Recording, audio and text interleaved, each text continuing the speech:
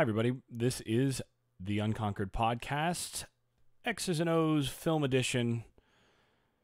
This week we're looking at the Florida State Virginia game. We're going to look at this a little bit different from last week. Last week we had a few plays specifically that I wanted to flag. This week we'll go through pretty quickly until and basically just I'll locate the ones that I want to see on my way through. But going to try to limit this to about an hour, and we'll get through. First, a few things as I'm going through is that actually this was a much more encouraging watch on the second time through than I thought. Although, again, with the TV angles, it's difficult. But I thought, by and large, the defense played better than I thought they did on the first time through, and I thought the offense was close and just missed a few plays. I mean, this was a game that they probably could have won pretty easily by 21 points with just a little bit better execution in a couple spots, and we're real close. So that's progress, and we'll see some of that, and then we'll see some of the places where there's just still a mess. But definitely improving so far on the season. So I'm going to go ahead and pull through here. Virginia wants to run the football. They're not real good up front though, and they're gonna do their thing regardless, and they're gonna learn to be tough. That's just the way Mendenhall coaches. But their offensive line's not a whole lot better than Florida State's. Nevertheless, here they're able to get Florida State gashed a little bit, and there's actually a reason for this. If you look here, I'm pretty sure that Woodby is supposed to stay in the box here. I think what they're going to want here, based on how they've got I think they're double reading this as a team. I think so he's trying to muddy the read, which is essentially going to force the handoff. That's generally what you're going to do here. So he's muddying the read, not committing to it, and then he's going to try to commit down on it after the fact. He's a little late on that. It's really hard to do both. If you're Brian Burns, maybe you can do that. If you're Jadeveon Clowney, you can do that. But because he's essentially taking the quarterback by slow playing this, and he's going to force the handoff, that should mean that the will here has the A gap on this side. And if you look closely, there's nobody in that gap. Actually, I'm sorry, that should be the B gap. So yeah, he's going to end up taking quarterback essentially, and then he'll take the gap here. He should be pressing this right now. Stay in here, and then as soon as he recognizes that the ball's been handed off, come downhill like a seek and destroy missile. Instead, he's outside the box when that ball gets handed off, as though he's expecting a pull, and that's just a little bit more. I'm pretty sure they didn't coach it this way, and he's got to stay in the box there. You'll see later on that gets cleaned up a little bit, but he misses a couple here early in the first half. Later on, they do it differently, and so either they change the call, or one guy just did his assignment differently, and everybody else stayed the same. And it appears to me that everybody else stayed the same, so that's most likely what's going on. Anyhow, pretty physical running back here. 56 has to do a better job of staying low, and you want to near leg, near shoulder this tackle. You've got help here, so you want to near leg, near shoulder that, keep your inside shoulder free, and then be able to leverage that. You want to hit him down almost near the waist here, because you want to basically steal his engine is the idea. And then from there, you're gonna try to not lose your leverage, but instead he gets pushed around a little bit. This is where I'd like to see more from 16. 16 gets washed a little bit here, and look at where 16 is in relation to the line of scrimmage. 16 actually had a much better game this week than the last game, but this is where he can still improve a lot. He's getting single blocked here, and he gets washed, and he's 2 yards beyond the line of scrimmage when the back hits the line of scrimmage. If you're 16 here, you should be punching this guy backwards a little bit and preserving your shoulder just a little bit so that you can get to it. But what's happening here is he's peeking. Look at where his eyes are. He's peeking into the backfield. He's trying to get to the ball and make the tackle. And that, to me, is the biggest thing I keep seeing with this defense is over and over again, guys are trying to make tackles instead of just doing their job. And here, this is not where 16 should be going to make the tackle. He should be forcing this into the backfield some and avoiding getting washed down the line of scrimmage. So now, as soon as you feel the step down pressure, you fight that pressure and you don't give ground, so that now when the back gets to the line of scrimmage, ideally you are right where you are already. You don't give ground upfield. You don't get washed down the line of scrimmage, because this is just inside zone read. And if he stays right there and is able to re-leverage, put his foot in the ground, and stand that offensive lineman up, now there's no space for the back. And if Woodby's coming in there as well, now you have you're stacked up for no gain or even maybe a little loss. Instead, 16 is peeking, looking into the backfield. 56 gets pushed around a little bit because he's a little light in the butt and he's not playing low enough. 6 is running out of the box, missing an assignment, and instead of getting a no gain, you get a nice physical run for about 7-8 yards. So this is empty. They're going to throw a screen out of this. Now, you know, as the edge guy here, that as soon as there's no back in here, you don't really have quarterback responsibility, because he's going to run the alley. And if quarterback comes this way, he's going to run inside out, he's going to run the alley, and you've got your gap control on the other side. So right here, as soon as you see this motion to quads, his concern now has to be to play contain against any sort of outside screen from one of these guys. So his job has to be, as soon as he recognizes this, he's got to sink a little bit with the release, so that's fine. But as soon as he sees the ball and he sees the block coming, this is where 35 has to take this angle. He's got to destroy that outside shoulder of the blocker here and force this player back into the defenders here. And really, the design of this defensively with what they're playing, because you've got quarters here, you've got a quarters look here. Actually, you don't. You've got cover 3 here because you've got a cat blitz. So even more so, he's going to have flat in the cover 3. That's his responsibility in coverage, so he shouldn't be sinking here at all. He should be headed out to the flat a little bit, given that. So now he should be headed out to the flat just a little bit. Don't sink here. He should be right here already.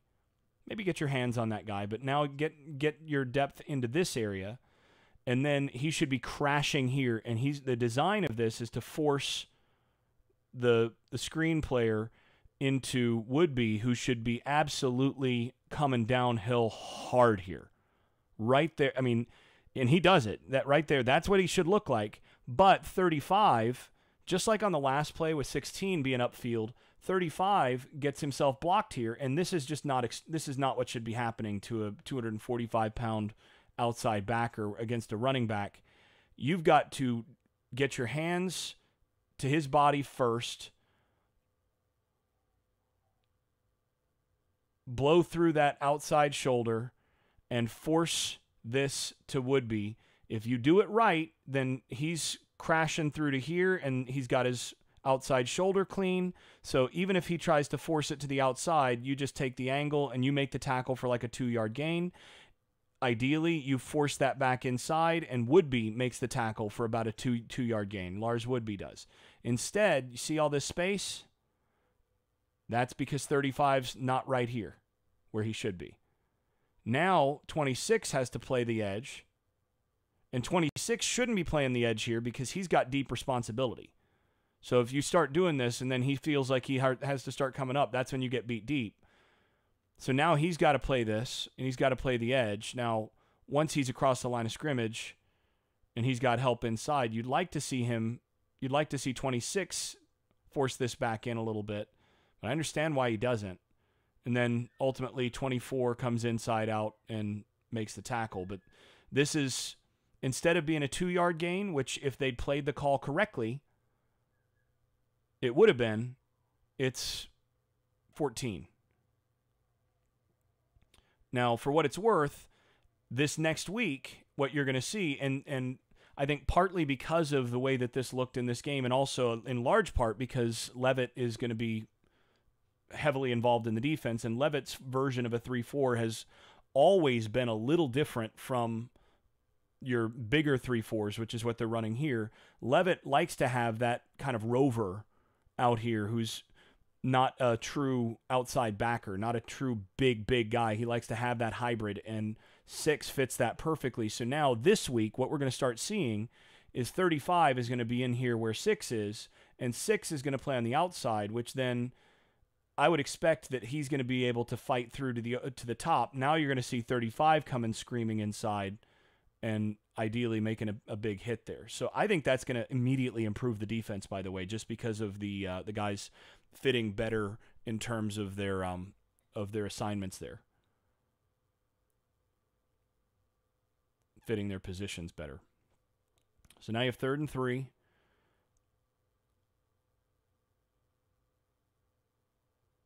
What happens here? Okay, this is obviously a mistake here. What you have here, they're not going to blitz both the corner and the safety on the same side. Like that. That's a mistake. I think what I suspect what happens is that they have a secondary blitz on, but there's some sort of check. I think there's got to be a check here based on him reducing with the zip motion. So as he reduces down, Samuels takes the blitz responsibility, and you see him try to signal a little bit here. I think that's what he does. See that with his hand?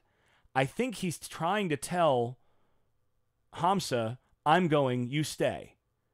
So switch responsibilities, but he's got to communicate that if anything. They've got to be on the same page, because ultimately what happens here is neither gets there.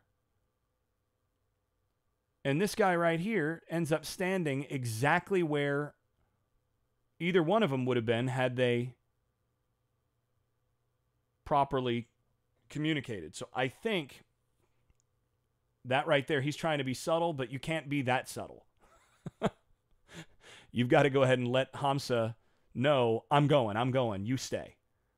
I think that's the check that they're trying to make, and I think had they stayed out here, he's got the blitz priority because he can reduce down and blitz from there. But when he walks in, this is a reduced split, so now it becomes corner out of that cat look. And I think that's what's going on. But either way, they both go.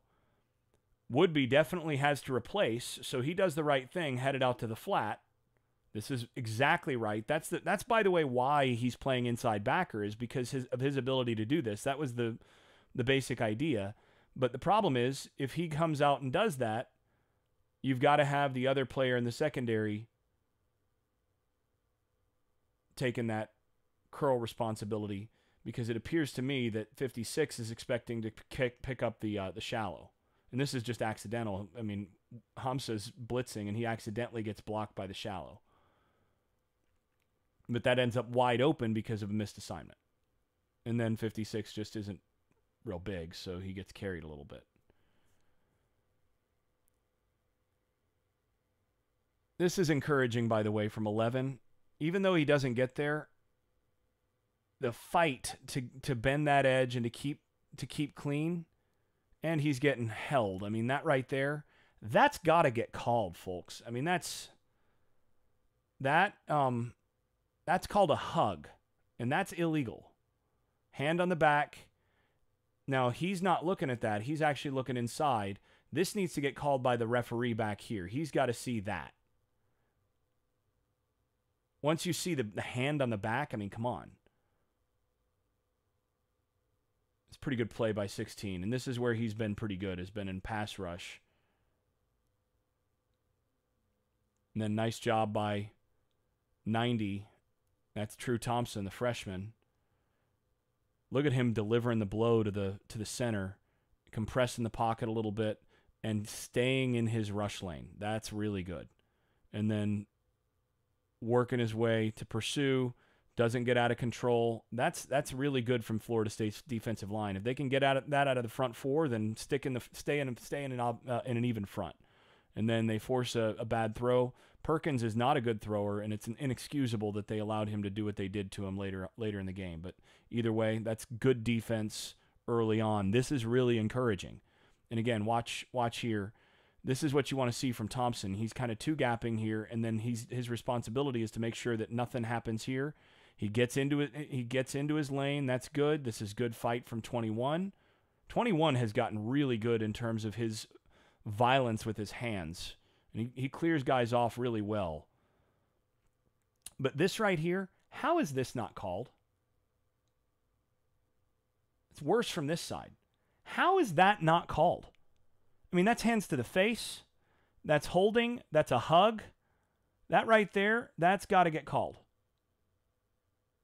I'd be sending that to the ACC. Either way, that is a horrible throw. The technique is bad. You're supposed to throw, just for those of you training quarterbacks out there, because I know there's a lot of you, yeah. When you're teaching guys to throw on the run, you want them to throw off over the front foot. So when the release happens, he should be sprinting, and ideally you want this foot on the ground as the ball's released. You want the lead foot, the front foot, for him the left foot, for right-hander the left foot, on the ground as the ball's released. If you throw it off that back foot like he does, and you notice he doesn't turn his hips or his shoulders adequately either, but when you throw it like this, you're going to throw all arm, you're going to get underneath it, and you're going to sail it, which is exactly what happens. You're going to have no accuracy. He needs to be throwing, you want to run through your target with the ball instead of throwing off that back foot. That's equivalent to a back foot throw in the pocket. That's just terrible. But we'll see Blackman also has had some mechanical issues as well, and some of those show up in this game. So they decide 1st and 10, backed up. They're going to take a shot first play. And this, I mean, that's Kendall Briles' personality. And what I don't like is clutch. Get the ball out right now. Don't wait. Just throw it. And, you know, he's throwing this late. Throw it now, put it in the window, put it right in here instead of throwing him into the safety. And he's got a better shot. But that's still good catch, decent throw. It's just late. You want to throw that ball right now. And see, what's happening is he's trying to make his decision on whether he throws here or here. But you've got to make that call and thread it right now. Put it on him on the sideline right now. See, he's hesitant because he's wanting to see like what's happening here versus what's happening here. But this safety is in much better position. He's in his blind spot. So you just back shoulder this. Again, he's opened up, but he can't turn back here. So now you just throw it behind. There's no way he can flip his hips. And that's the decision he makes. It's a good decision, but that ball should be thrown right there instead of right there. Difference, yes, is small, but it does matter. It's the little things. Akers, I'm telling you, has run so hard this year. And this stuff with all they're doing with, I tell you what they're doing with their H-back running game is really sophisticated. I mean, it's not that complicated for the offense to do, but defensively, because he can insert in any of these spots, and because they can block back, they can gap, they can do a lot of things. He's not a tell in terms of where he's going, and it makes it really tough for defenses to stay balanced. Now, 6 has to do a better job of cutting off the inside here, but Akers recognizes what's going on. Notice Blackman actually trips Akers here. This is because of poor footwork on Blackman's part. Akers still recovers, doesn't give up the football. That would have been an easy fumble.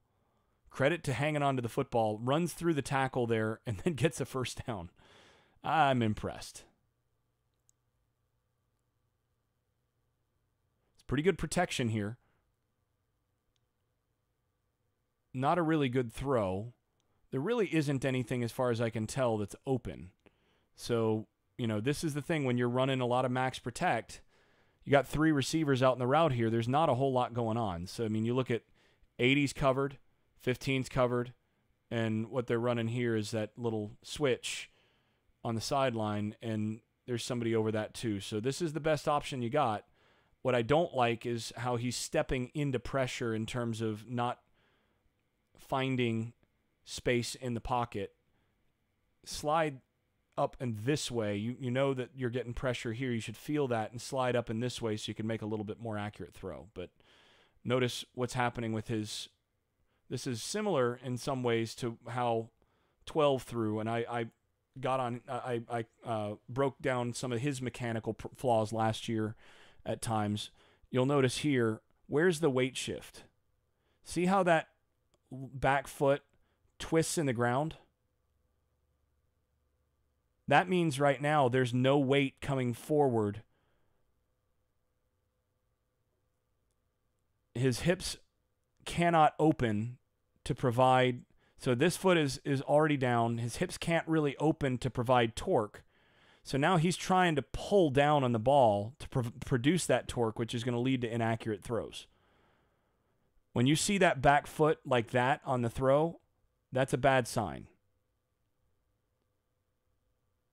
Some quarterbacks can get away with it a little bit if you've got really good torque through your hips, but if you're going to watch that, then you're going to see separation between the front hip and the shoulder that's going to actually lead to the whipping motion from the arm. But that's not real good footwork. It's not good through the hips, and it's not what you want to see mechanics wise. We'll flag a couple others in this as well. So this is actually, you're going to see a little bit more of this from 35. Notice he's inside here in this defensive package. This is where he's going to be this week and moving forward. And then that allows 6 to play more of this rover role. But this is going to be very missed right here. That's just so sad. He's out for the year, Kaindoh. He played so well in this game until he got hurt. Was really making a difference. This is outstanding coverage against a smash concept up top. There's nothing there. Perkins just has to throw it away.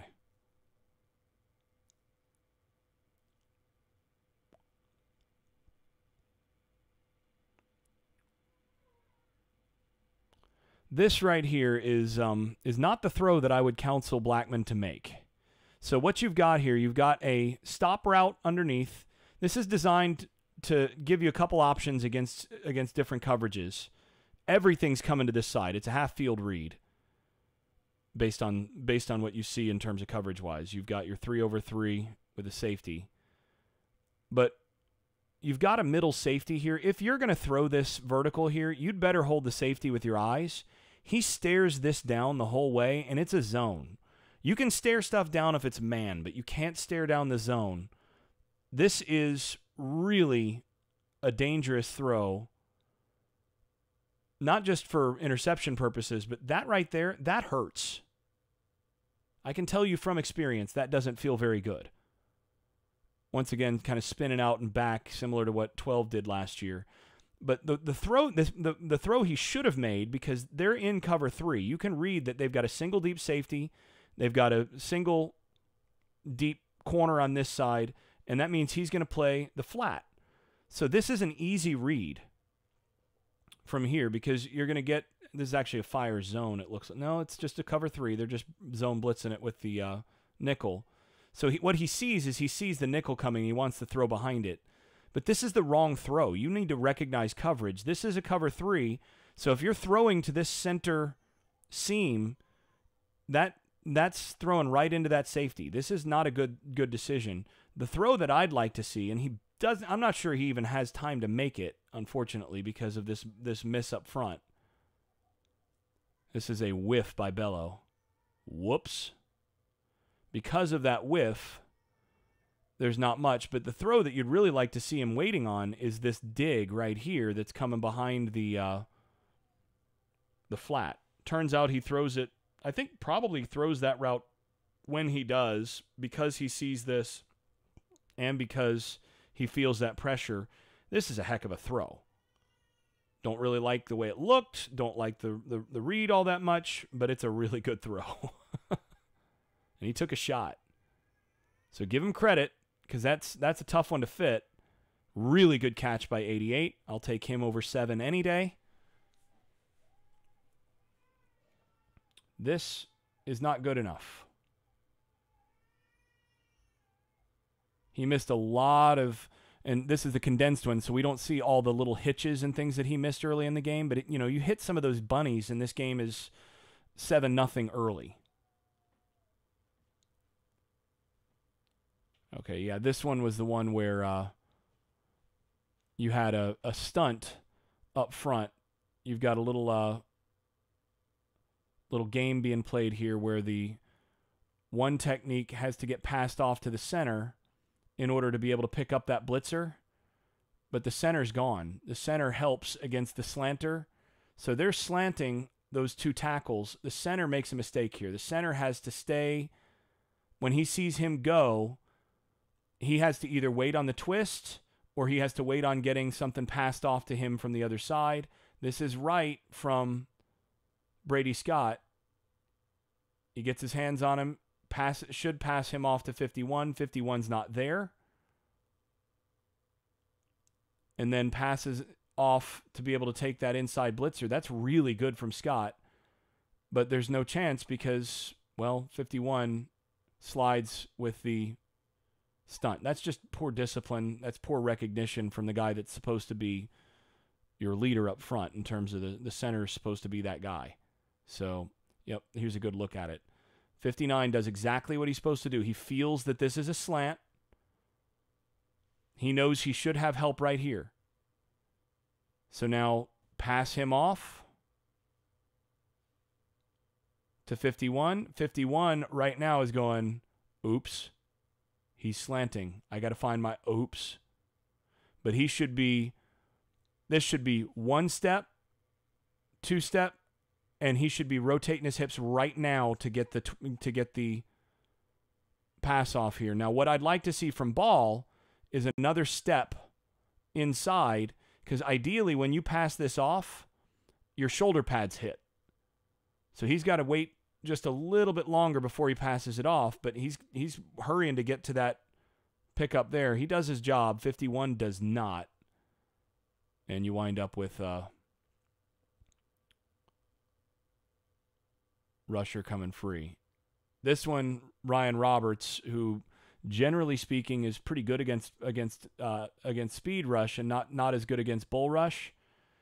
Yikes. That's a whiff. And that right there, Blackman played, in terms of in the pocket, played pretty well in the first half, and this is a good example of it. Makes a guy miss, nice little step there, and then gets the ball out. Actually manages to get across the line of scrimmage, but that's pretty good, because that could have been a 9-10 yard sack just because there was a bust up front. Not having the best of times there in terms of offensive line at that stage.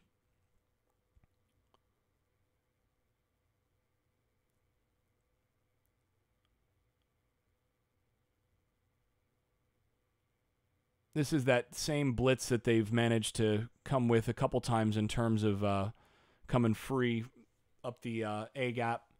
Virginia picks it up really nicely. And when you bring that many, you're going to have single coverage behind him. I think Woodby is a little too shallow here. Woodby should be, I think, sinking a little bit. He's matching here because they're in man. But Woodby should be coming here just a little bit. So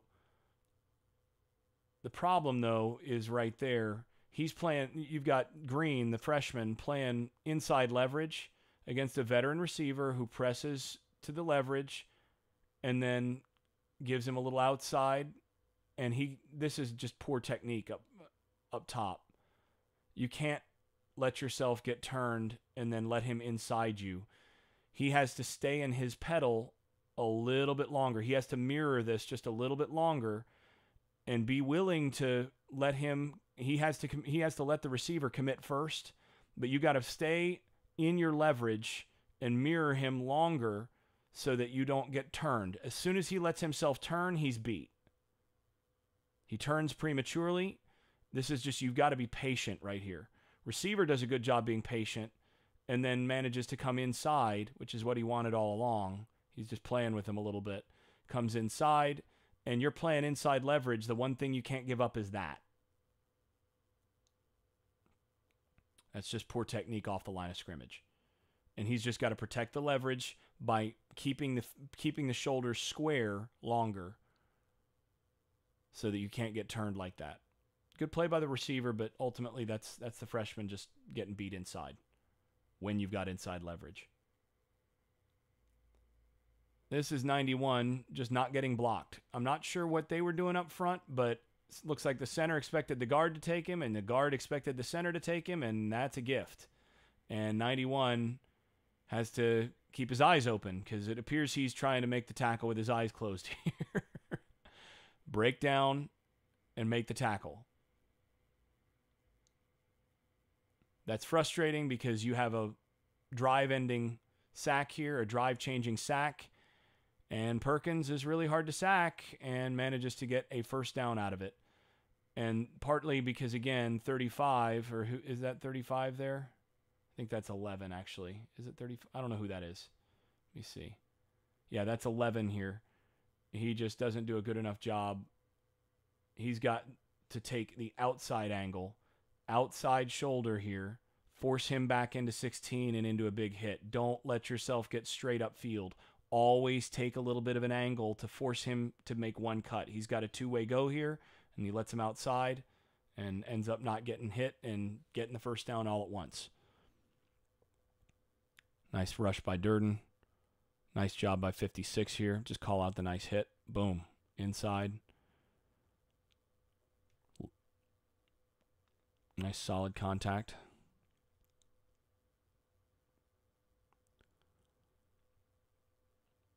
And this is basically last year's defense right here. This is just what appears to be cover 8 or, match quarters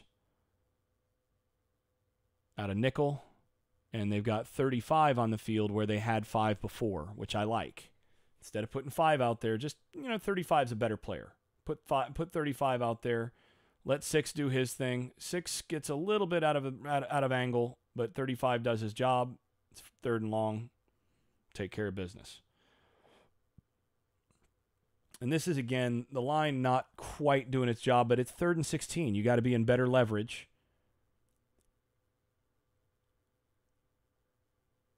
And this is Ryan Roberts here just getting another whiff up top. That right there, that's yikes.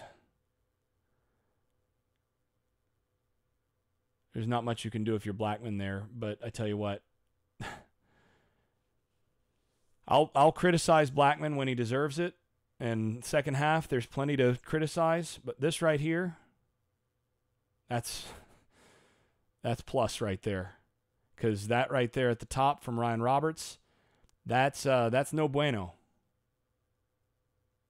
Got it. If you're going to get beat, get run over slowly. Especially don't let him just chop your hands and take an inside line to the quarterback. But Blackman very nearly throws a first down here on 3rd and 16. It's the right call. Great punt. And again, watch 13 here. Now, 13, here's where I'd like to see, this is where they're just not as well coached as edge rushers right now. I'd like to see 13 dip that shoulder right here. You dip that shoulder to gain leverage, and you put that foot really hard into the ground, and then that foot drives right to the quarterback. See how wide he gets there? He doesn't quite bend it. You want to be straight line from here because you got him beat. Dip the shoulder. Bend that edge and explode off the hoop right there. Boom. And he's getting there before the quarterback throws it instead of right as he throws it. This is still a big shot. And this is, unfortunately, the last really big play we'll see from 13 this year, which is, it's sad because, again, he was really starting to get it after being free from free from injury for a couple weeks now. And this, by the way, is one of those plays where, wouldn't it be nice to see what's happening downfield? Like now even, and now still, oh, the ball's on the ground. Well, good play by 15, I guess. I mean, hard to tell.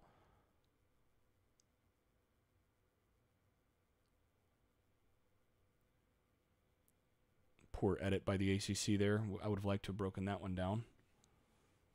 This is one that he missed about 4 of in this game, but that's the throw you got to make, and you got to make it easy. And then 15 does a good job of getting upfield with it. And then this is just that little H-back to the flat route, and they're running some picks up here. He's pulling the outside man in.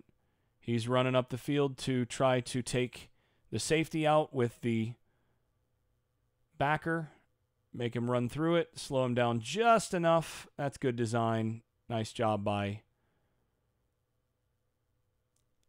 Neighbors to score there. It's pretty good design. That's, they're going to come hard after that run fake and just slip him out. Nice little slip. A little better job by 35 here to get downhill to the screen. And you see that this is what you want. This is basically what you want. That said, if this was a block, you don't want him going under the block. I guess, yeah, that's close. It's okay.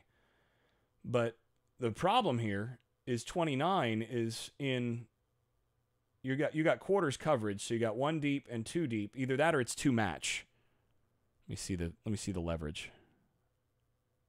That's 2 match. So you got 2 match, which means that you've got to read your releases. You read 1 release through 2. If he jumps inside and goes on a vertical, you release him to the safety. But if you've got another vertical release, you've got to take him. You can't leave 2 verticals to the safety, and you've got help underneath from here. So when you've got that second vertical, 29 has to get vertical with it. Your read is release to safety, another vertical, so now I run with that vertical, and instead that becomes an easy first down throw. See, he can't jump up there. He's getting nosy with something that's not his job. Do your job. And if he's doing his job, if this ball gets thrown, he's right on the hip, and that's a pick. It's a good defensive call. It's the right defensive call against that look, just not executing.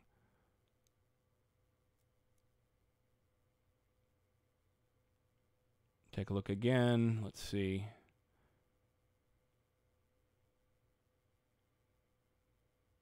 It's Woodby out of his gap.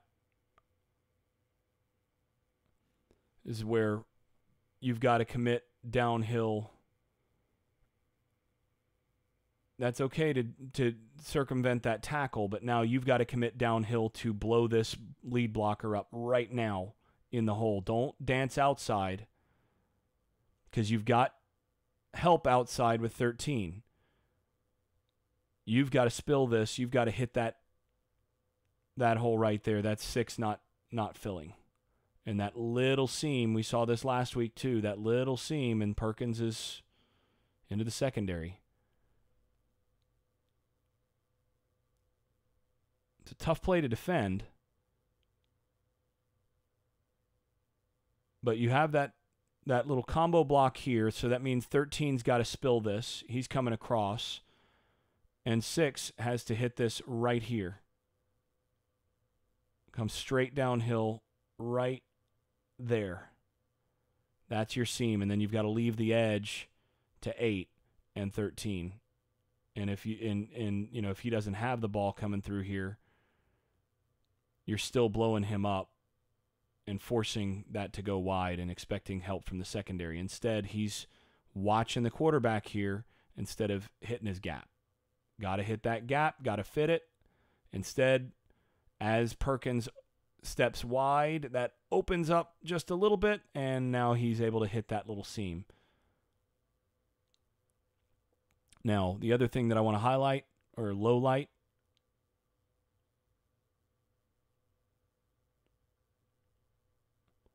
You can't get pushed that far in, Marvin Wilson. It's a pretty good fight. It's better than we see from 16, but it's still about a half yard. Oh, man, that's so close. He's really fighting. You see him fighting that inside pressure. That's textbook on how to do it. Just got to get it about a half yard more, and he makes the tackle right there. That's actually pretty good. I'm not going to call that a low light. That's good fight from 21. He just didn't have the help. That's pretty good.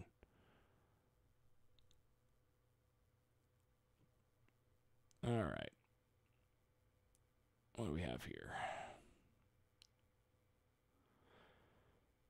This has got to be matched. So the responsibility here, they're matching, and it's pretty clear that he's matching the number 3 on this side. So you're going to have number 1, number 2, and then the backers are going to have number 3. Because the backer blitzes here, weak side backer is going to have number 3, and he needs to mirror him in case there's some sort of outside throw or that sort of thing. He's got to come across and get it. But you want to mirror it with a little more depth. Don't come across at 4 yards. Come across just a little bit deeper, and you take this away. And you see him starting to get depth when he recognizes what's going on, but he's already a little bit out of that window. It's a good play design. But the other thing is that 13 needs to do, and you know, he's a defensive end. What are you going to expect from him? 13 needs to recognize that there's nobody coming out this way, so now you find work and you undercut this. A really good backside backer here might end up with a pick here because he sees that. And so you start coming up underneath that right now. Drive on it, and you're coming up underneath that. So backside's really where you're going to get a big play there, but they're just, you know, again, playing a defensive end there, that's not going to happen.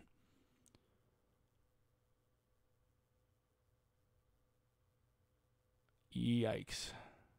What happened here? That's what happened. Okay, so you've got a spill player here on the edge. That's okay. His job is to force the bounce. The problem is watch the tackle release and get a hold of the front side backer. 56 gets reached. You cannot let yourself get reached if you're that backer. He's got to get over the top of this tackle. And the reason he's not getting over the top of the tackle is both backers are too close to the line of scrimmage. I'd like to see each of them 1 yard back. That's coaching. If he's a yard back, the tackle never gets to him because when he flows, tackle's there, he's right here, he gets over the top. You're getting a crack here. You're getting a crack call. So if he gets over the top and the cracker blocks him, then you should be getting 26. And 26 is pursuing too far here. He's got to recognize crack, and get outside himself and get to that. Hamza does a pretty good job fighting through the traffic and almost getting there, but it's a good play design. Got to do a better job on the second level. He's got to stay clean to here. He should be right there right now because the tackle should never be able to reach him here. He's just too close to the line of scrimmage. And if he's right here, now you're fighting through the crack, and it's not an easy score. Oh, this is a man's run from Akers. You get a blitzer here who just runs right by the center, and look at Akers. Gets hit 4 yards deep in the backfield, gets his hand up there, stiff arms him, and then throws him. I tell you what, Akers, whew. Hopefully they show the backside view of that. No, they don't. What's going on here? This is pretty obvious. This is just inside zone. And he's supposed to step and then find the guy in the bubble. He steps too far, is trying to reach back. There's too big of a seam, and the backer just runs through the seam. Out of control play from the center. If he's able to get that block right there, Scott has his block. There's a nice seam, and Akers is able to hit this with a head of steam. So instead of it being that and then fortunate to get up there for 4 yards, he's in the secondary.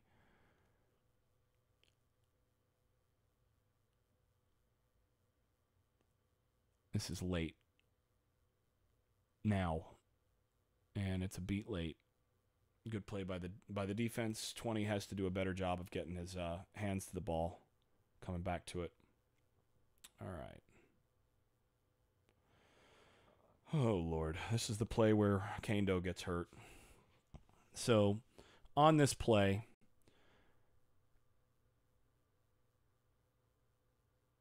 you got two backers going based on coverage. This is, let's see what's behind this.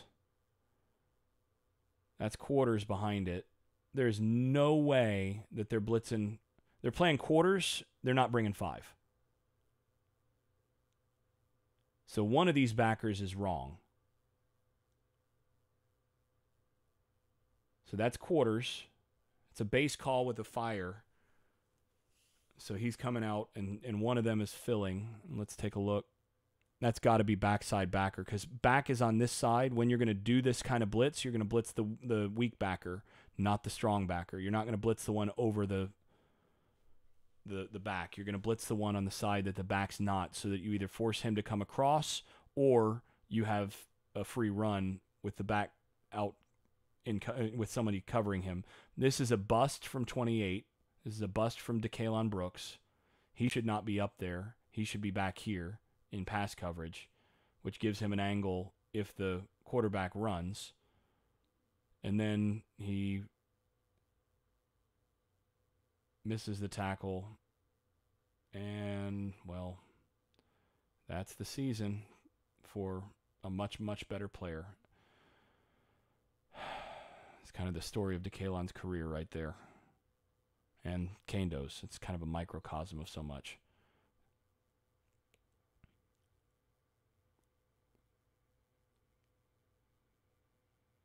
It's just a good move on the sideline. It's going to happen once in a while.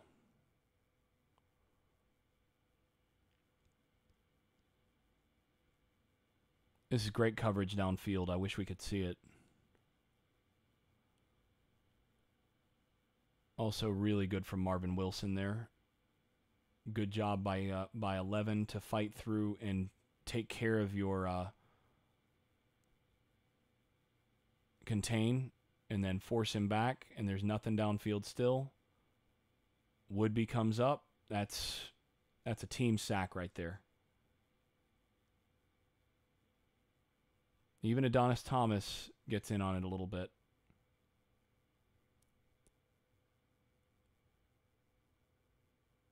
Just a little option route to the tight end. Moving on.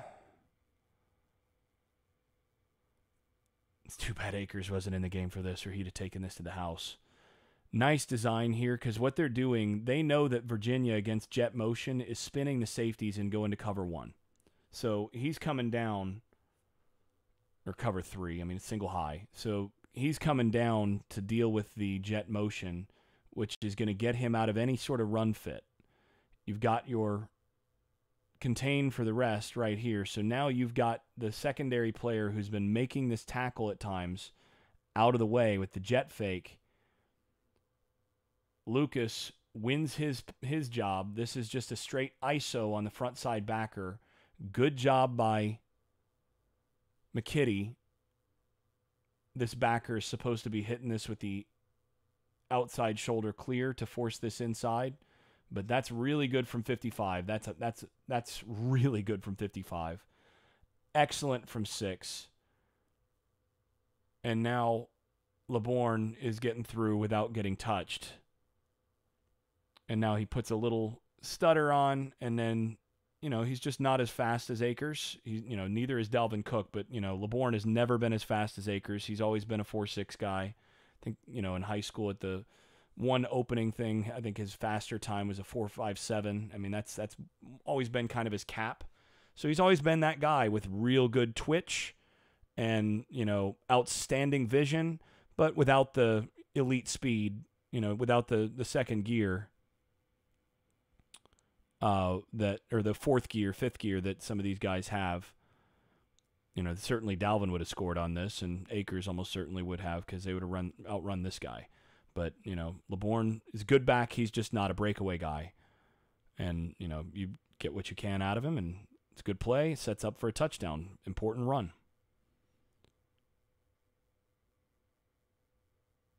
I'm not even sure what this call. I think what they're trying to do here is run everybody across to clear the way for the shallow here. It's like a mesh, like a double mesh, and then you've got your back coming underneath, and somehow Blackman gets a little pressure and throws it to Black. I'm not even sure. This is almost like a backyard play. I'm not sure what they're doing there, but it works, so you take it.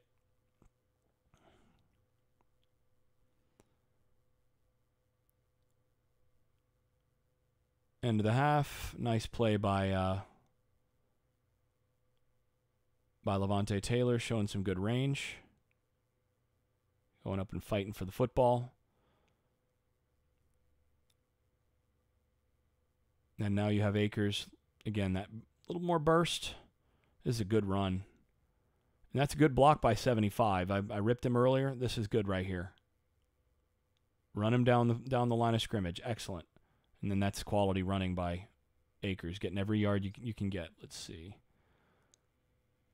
Oh, this is another. There's guys in the backfield, and Blackman, whoop.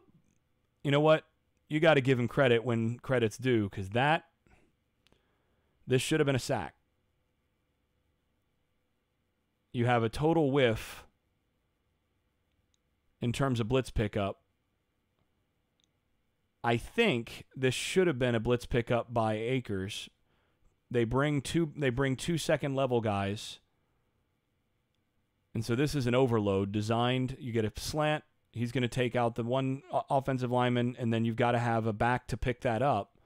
Blackman realizes, gets space, and then that right there, that's just, you know what? Makes something out of nothing. Blackman deserves an extra tomahawk for that one.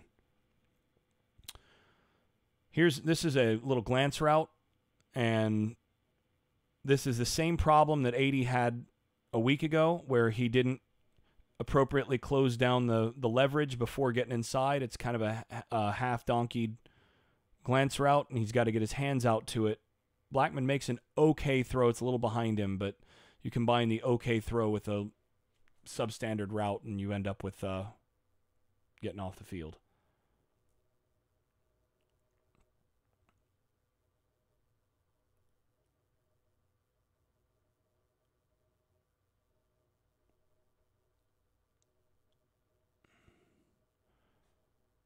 Yeah, so now we're going to get our 1st and 23 here.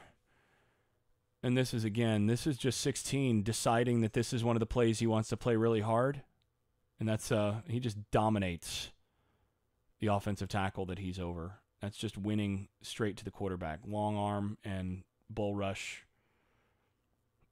What I don't like is, do you see anybody who's not just bull rushing and long arming? I'd like to see a little bit more pass rush, a little variety in terms of technique there from those guys, but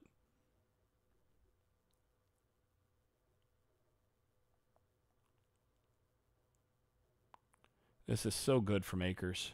And once again, watch 75. He does his job. Watch 55 coming through. 55, I thought this was his best game so far. That's a really good block in the hole here. Not only does he get his pads on him, but he shocks him and then turns him so that Akers has extra space. And Akers breaks the one tackle in the hole and then gets upfield. That's good running right there.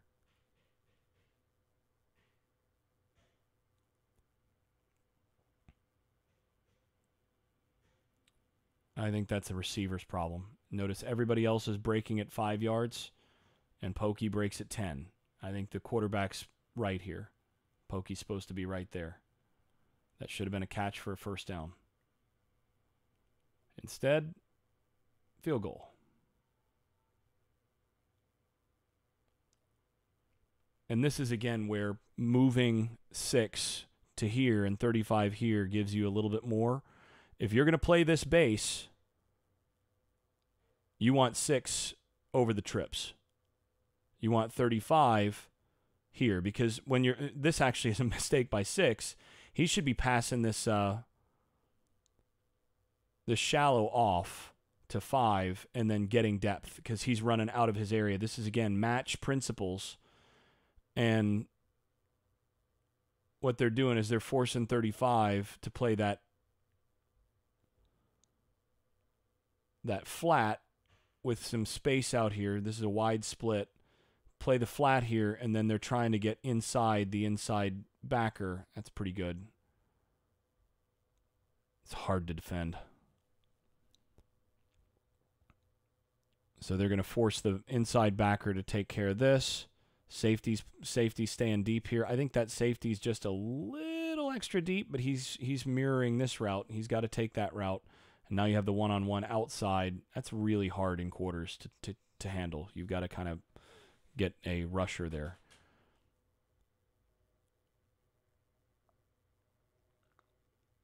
There's a bust here. I don't know where the bust is. Let me see.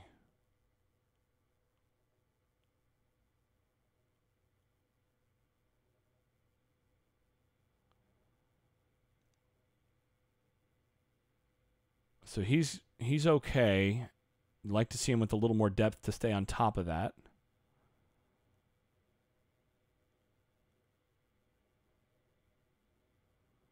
And then you're getting that inside little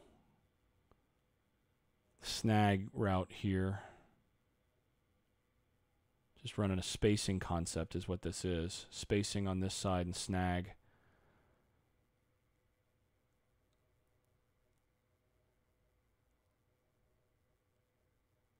I think this has got to be 8 because 6 has to match with the blitzer. 6 has to match the front side Hank.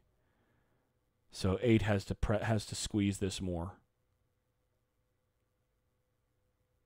Problem is if they run this up the sideline, 8 has to take that. So no, this has got to be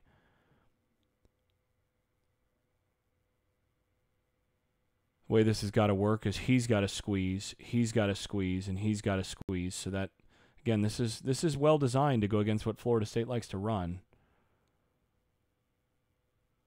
No, because you've got a safety on this side. I forgot. So you've got the quarter safety here.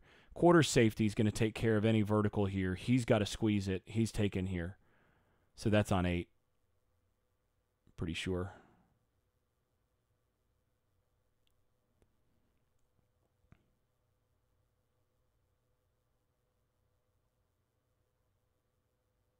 That's a pretty good play by 11.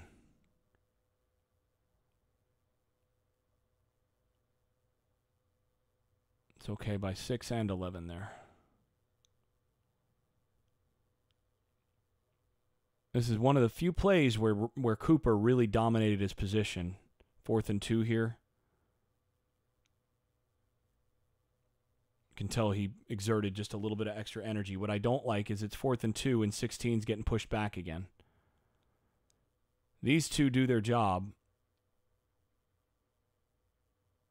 Woodby's out of his gap.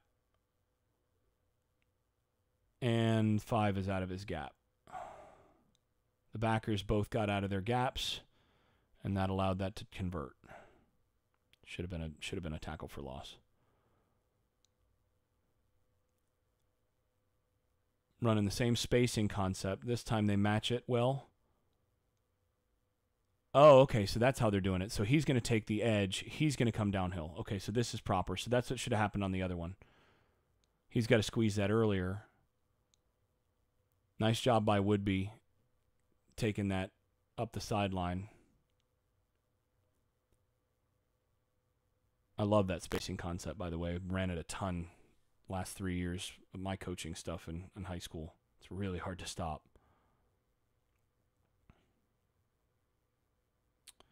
This looks like it's on 35, but this again is a quarters look, and this is a mistake right here by 26.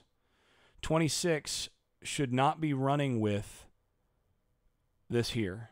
He's got to pass that off.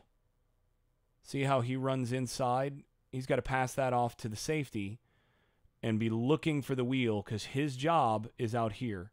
This is not on 35. 35 is running to his proper space. You'd like to see him run over the top a little bit and collision him, but that's on 26. 26 has to be there. It's a bust.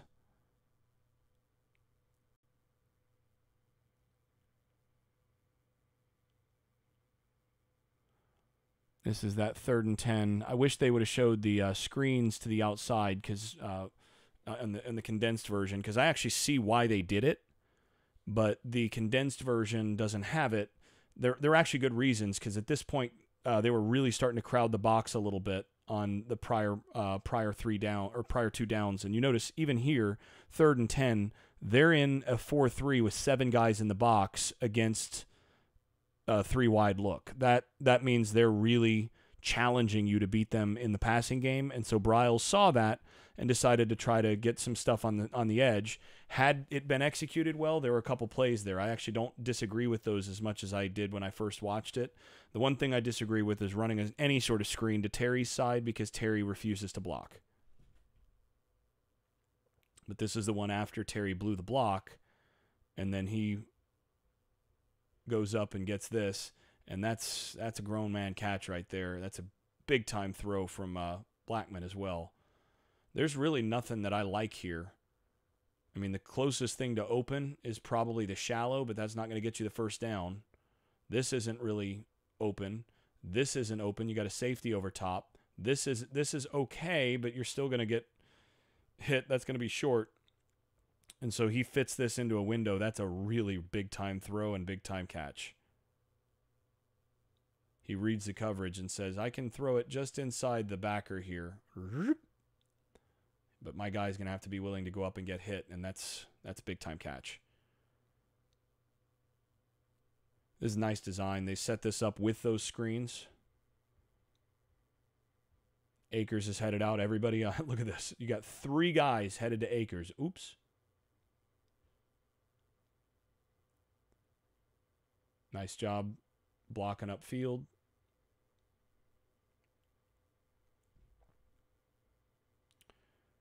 Have another bust up here in the inside. That's 51, has to do a better job. And he didn't have a great game. Has to do a better job picking that up. Could have been called for a hold there.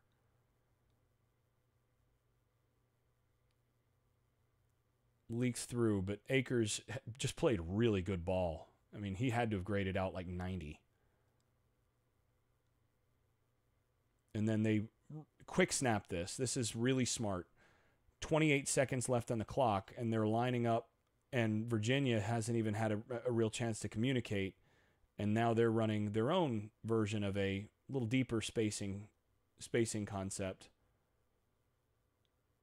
and that becomes real easy. Just find the space in the zone, and nice throw here by Blackman. I still don't like the footwork. See how he's down and kind of twisting that foot?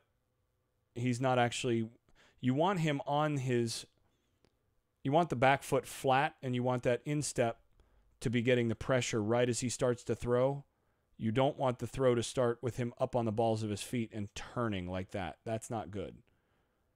Deliver from the flat of the foot and get through. He's too closed, and then that means you throw too much across your body with your arm. See how his arm is kind of out, and that's too much arm. And that's going to cause some accuracy issues. Either way, he makes a good throw. He's got good hand talent and is able to make that throw. This is on 1. 1 has to, your job is contain when you blitz through the outside shoulder. He comes a little too tight, and you know this guy can run. You have to come right here and in to the outside shoulder, the back shoulder, and you force him with the back shoulder, and he has to step up, and you've got help. Unfortunately, doesn't do it, and that's a tough situation for 26. They blitz again.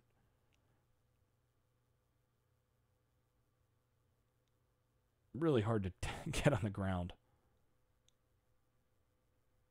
Where's the hold?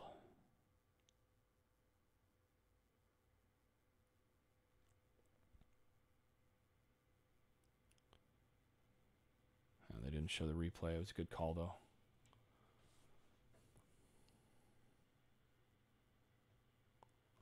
You can put 42 on the field for 5 any day now.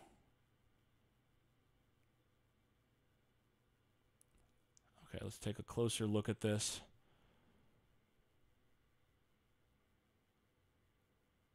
Okay, 3 things wrong here. Number 1, edge guy, 35. Again, you've got quads to this side. They've showed that this is something they've done all year. They've showed that they like this little screen look, and they did it before out of to a different player, but it's the same screen. 35 has to recognize the quads, and now what do? You run through outside shoulder here. You flatten this guy. Don't let him get to your outside shoulder. You run through his outside shoulder, keep your outside shoulder clean, come flat across, and force the ball carrier back inside, where you're going to have help from the inside. If you're able to force that inside, if you close this down, now he has to step back inside, and you should have some help here. Now, 5 also runs under the block there. That's wrong. That puts him in a bad angle. 5 should be coming over the block and through the block so that when he comes inside, he has to hit that and bounce, and then he's going to bounce off of him as he's over top of that block, right back into Woodby, who's actually the guy that should be making the tackle on this play. He should be coming inside out and making the tackle right about there. But once again, this is just bad fundamentals on the edge from the guys who are supposed to be forcing it. So he should be hitting it hard now to the outside, run right through that shoulder and close it down. Instead, you have a wide receiver blocking a 245-pound outside backer one-on-one and winning. That can't happen. He has to be here.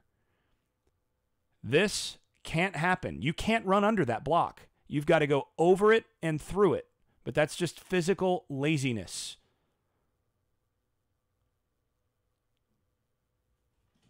He does his job here.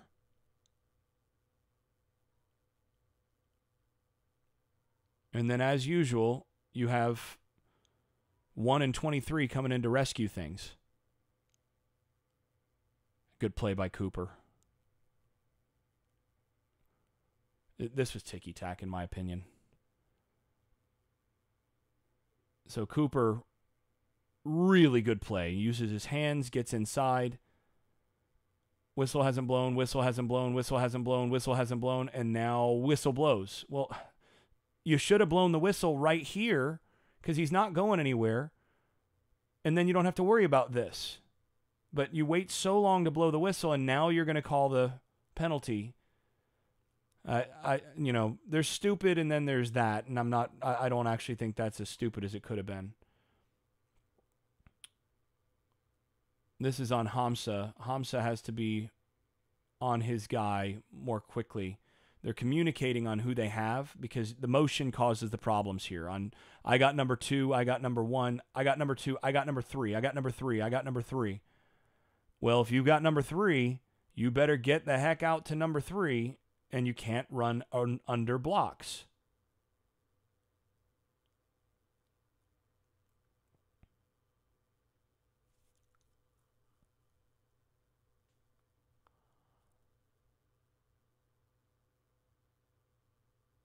And again, the problem here, they're getting pushed around up front. The entire defensive line is in the end zone, like well off the ball. You got to play lower, and you got to win that. You cannot let yourself get pushed back like that. Somebody's missing on the edge here. You got to have an edge player here. So they're misaligned.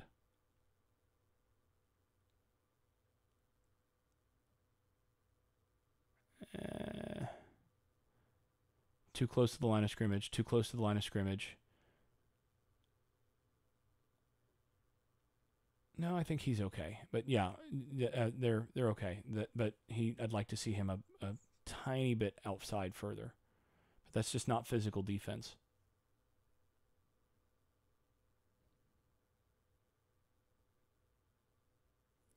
This here, he's clearly wanting to go to the top side. but he doesn't stick with it long enough. The design of this play is to use this to cause a problem up the sideline for number one. Blackman needs to stay on that right now. If he stays on this right now, just a little bit longer, that's touchdown. He is wide open. Safety's in the middle of the field. Instead, he still comes back to the other side of the field, but if you're going to make this throw, you have to reset yourself, and you can't throw with the swivel. Again, the footwork here is really awful. And look at where his body weight is going. Is he getting any momentum toward the target?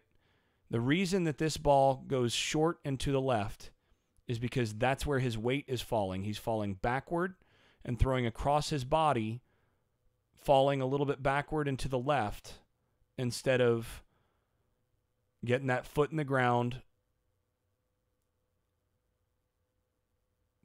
pushing up with your legs and delivering through the body. See, what you want, notice when he's throwing, his knees never come unflexed. And you want to think about it like those of you who are golf fans, you want to, like, this is okay for a golf stance to have your knees flexed on the way down, but then you want to sort of straighten those legs just a little bit for power as you finish the swing. You want to push that weight from the ground through the hips. It's going to come from right there through that back leg up to the front hip, which then is opening, and that opening grabs hold of the oblique muscles here across the abdomen, and you're dealing with the fascia and all of that that's connected to the backside of the rib cage here, and you create that separation between the hip and the shoulder, and then as the hip leads, you get the separation that's going toward the target, and the arm just kind of comes through. This is all arm. There's no separation. The shoulder's already going forward. He's kind of shot putting that out there, and as a result, you get a poor release. And he knows it. Watch him right here. Yep. But see, right there, it's not just throw with your arm. There's no wind up. The arm is not where the problem is. It's with the body in terms of the throwing motion, and that's why you get that inaccurate throw. And that throw, really, that one and the one to Terry cost him the game. And that's from a guy that played actually pretty well in the first half. Pretty well in the first half. So you got a blitz on here.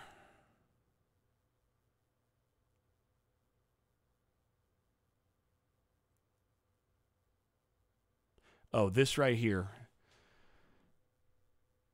I can promise you that Odell is not happy with that. With 16 here. See how he spins? 16's gap is right there. Keep going. If he pushes that gap instead of spinning to try to find the ball, 56 is coming here. He's got the ball if he can spill. So his job is to make sure that he does not spin. Stay in the A gap. Stay in the A gap. Oh, no, you're out of the A gap. And now where does it hit? Right up the A. There's also, I think, Woodby missed his assignment here because I think Woodby has the backside A. This is a nice play, but Woodby is playing pass. It's a little Statue of Liberty, really. Woodby's playing pass here, and he's got the backside A gap because he's in this look. He's going to be opposite the back. He's going to have backside A gap. He's blitzing. He's got front side A gap because everybody they're stunting or they're slanting from that side. So your front side A gap is there. So you have nobody in either A gap, and that's going to lead to a big run. Save that just for the right moment. So slant and slant. So actually he's got actually A gap. He's got B gap. He's got C gap. He's got that A gap. He's here. So I was wrong. Woodby is off the hook. He does not have a gap there. He's a secondary filler. So he should be in this gap. He should be in this gap. But what happens is the gap that 16's supposed to be in gets as big as 2 gaps because he spins out of it. He lets himself get pressed out of it. He's got to fight through this and compress, fight through, and get your penetration into here. You cannot spin. You've got help there, right there. And that alley forms because 16 doesn't hit to that gap. He's got to get here.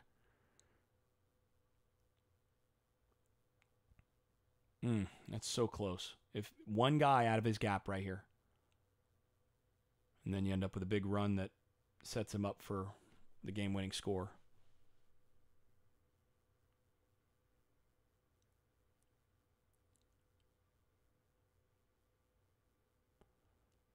Bringing the blitz from the backside. I think he's got to come a little closer to the line of scrimmage before to be able to give himself an angle.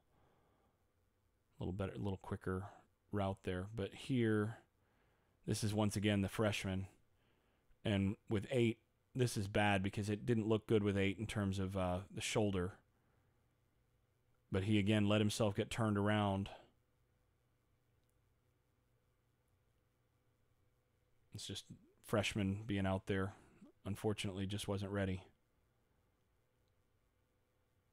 So this is where he's playing, I think it's quarters. No, it's not. That's cover 3 because they're blitzing. He's playing over the top, but he's a little worried about getting beat deep, and that's too much cushion. You want to be on his hip a little bit more. Make that a tougher catch, and then definitely don't want to miss the tackle like that.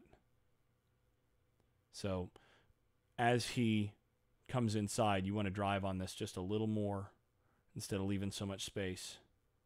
But that's, again, that's inexperience.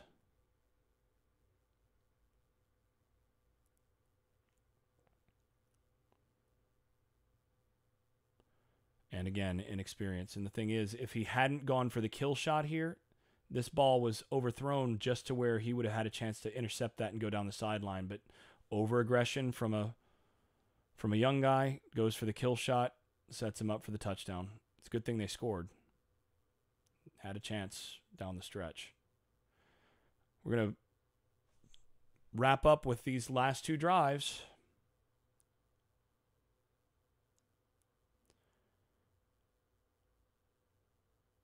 So this right here is what one would call holding, once again, on Janarius Robinson. How that didn't get called, I don't know. But he actually then kind of gives up on the play as a result. You got to continue to play through. That's not good enough from 11 after the hold, but that's got to get called. You got 2 guys back here who are responsible for that, and you don't see that? 16 makes a mistake here. 16 has to maintain his rush lane. Don't get pressed. Don't get inside. Rush this outside.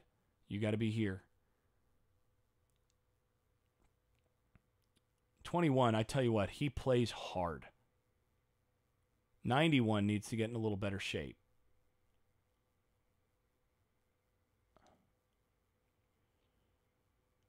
And then 35 here. This is okay. Okay. Now get there a little quicker. But that's okay. The part that is bizarre to me, watch 5. He's fine here. He hasn't found anybody. Now he's running down the line of scrimmage. And now, what does he do? He hits him. What in the world? Why would you hit him? Don't hit him. Your job is to hit him. Come downhill right now, fill right here, and he doesn't score. Why are you hitting him? Downhill right now, inside out, right off of him as he steps inside. Then you're looking at a kill shot. I'm talking about it's worth the ejection. to take that kill shot right there that you just set up. But instead, you get stupid and hit somebody that doesn't have the ball for no purpose. And I'm pretty sure... Yeah, wow. That would be called a hold. But what is 5 doing? Why would you hit him?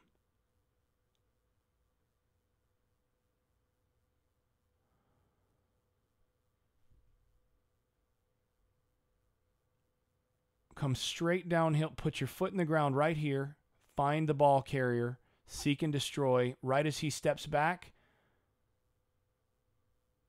boom. That is so bizarre. This is a tough one for Bello because they went wide with the outside guy right on one where he's got to actually take he's got to shrink this down to deal with the puller, and then he's got to get outside to the edge, and they brought the edge hard. It's hard for Bello, but he's got to be better than that. I don't really like that call under that circumstance in terms of the play action there. It's 3rd and 10, and I don't understand why you're running that particular play action because it makes it harder on your offensive line, and I don't think they believe you're going to run it on 3rd and 10 here. So I'm not sure why you use that play action there. It's probably because it's tied to the pass concept that you want, but you've got to have a different call. So 4th and 15. Blackman, this is all he's got. They covered this well. And that's a good call.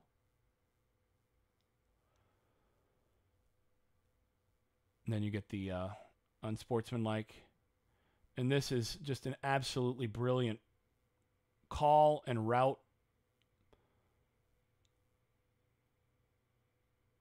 And this is just, he throws this, again, the mechanics aren't very good.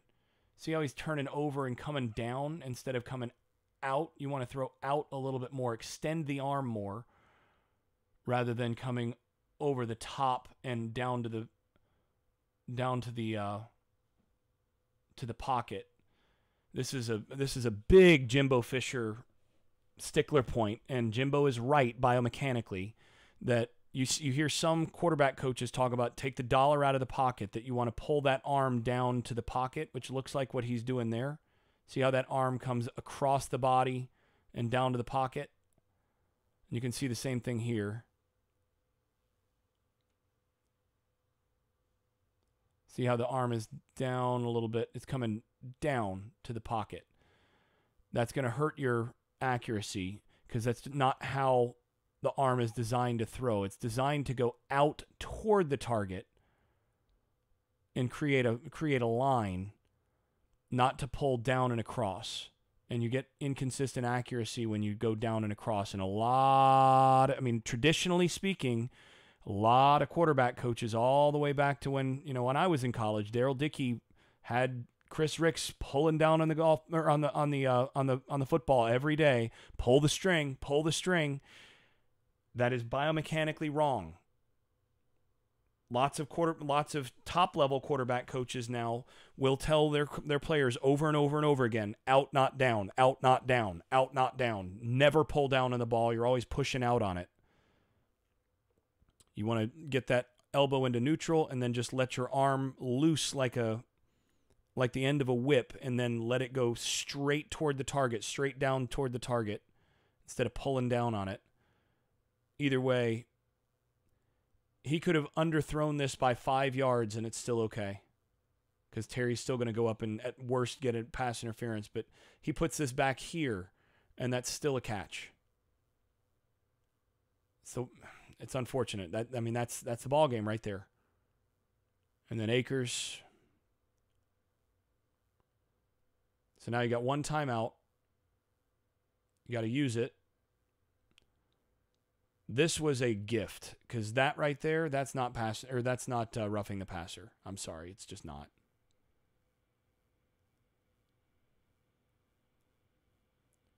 And then this is dumb. cost themselves some seconds here. He's got to get out of bounds right there. What are you going to do? You see that you don't have anything? I also don't like this call as much. It's actually okay. The call's okay against that look. It's just not executed as well. But as soon as you see you don't have anything right there, if you can't get outside, you got to go out of bounds right there. And he did end up calling him out of bounds. The other guy called him out of bounds, but that was close. That's an inexcusable sack.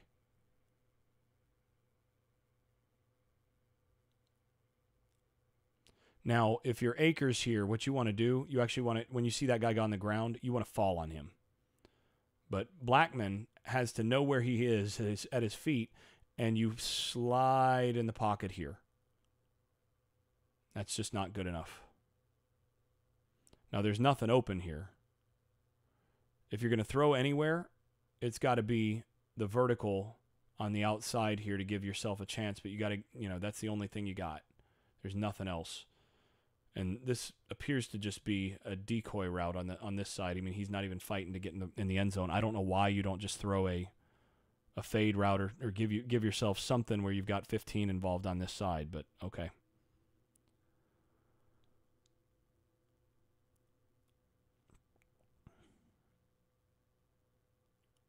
Another offensive line breakdown here. This is just a total bust. They had more of these in this game than they'd had previously. And again, a lot of it is because Virginia will confuse you up front. But this is not good. This is Lucas here. He's got to take... You got 2 on this side. That's got to be 1, 2, 3, 4, 5. And then backer on the mic. Lucas is looking for somebody from the left, but he's got 2 guys on his side. He's got to have the inside one. And he just lets him right through. Blackman does a good job not getting sacked to end the game here. I mean, this should have been the end of the game. So I'll rip him when he deserves it. That's, again, he did some magic in the pocket to avoid getting sacked a few times in this game. It was a good play call here. Good throw. Again, Virginia brings late pressure.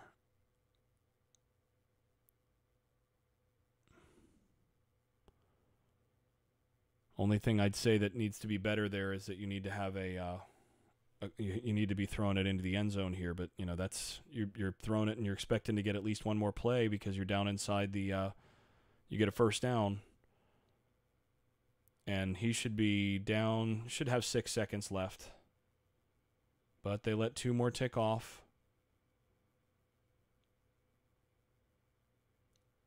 And they're trying to figure out, and you notice they go unbalanced here, and that's why it takes Bello a second. Is they made an unbalanced call to run a direct snap to Akers out of unbalanced. So if you get block here, block there, and a good block here, this scores. It's not actually a bad call because you're pulling into the unbalanced. But here's the problem. Ryan Roberts apparently doesn't know what he's doing. He's backing up. So he eliminates the puller. So now you have, not only does he not block, he blocks his own guy who's supposed to be coming and blocking the edge. Bello is coming up and trying to get to a linebacker and kind of whiffs. So now you've got Roberts is supposed to be blocking him. No, Roberts is supposed to be blocking up here. Bello is supposed to be blocking here. You get the puller that blocks here, and then you've got Akers trying to run to the edge. You get a decent block here and a decent block from the kick out there, and this scores. But there's no chance of getting the kick out or the block on the edge because Roberts pass sets. What is he doing? And the other design here, by the way, is because this is unbalanced, you don't really think about the offensive tackle on the side being eligible, which he is. He's eligible. They're off the line of scrimmage. So now he's able to come into the back of the end zone, and Akers can throw now. This is actually a really good call under the circumstances. This is something they've worked on for like 2-point conversions and all that. And Akers has a shot. Like if he can pull it and throw here, it's actually got a shot of winning of getting it. But the problem is he's running for his life now because the edge guy never gets touched because Roberts pass sets and takes out Brady Scott, and that's the ball game. It's actually a good play call, but what are you going to do? Well, this should leave a little bit more room for encouragement than some of the other film sessions we've done. I mean, there's a few missed assignments here and there. A couple of the changes that they're going to make with Woodby and 35, Woodby and Warner moving to different spots, I think is going to be good.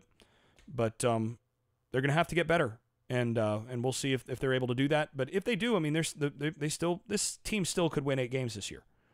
They've just got a long way to go before they do it, but the talent's there. We'll go ahead and wrap there. Thanks, as always, for being a part of the Unconquered podcast, X's and O's breakdown here on Patreon.com.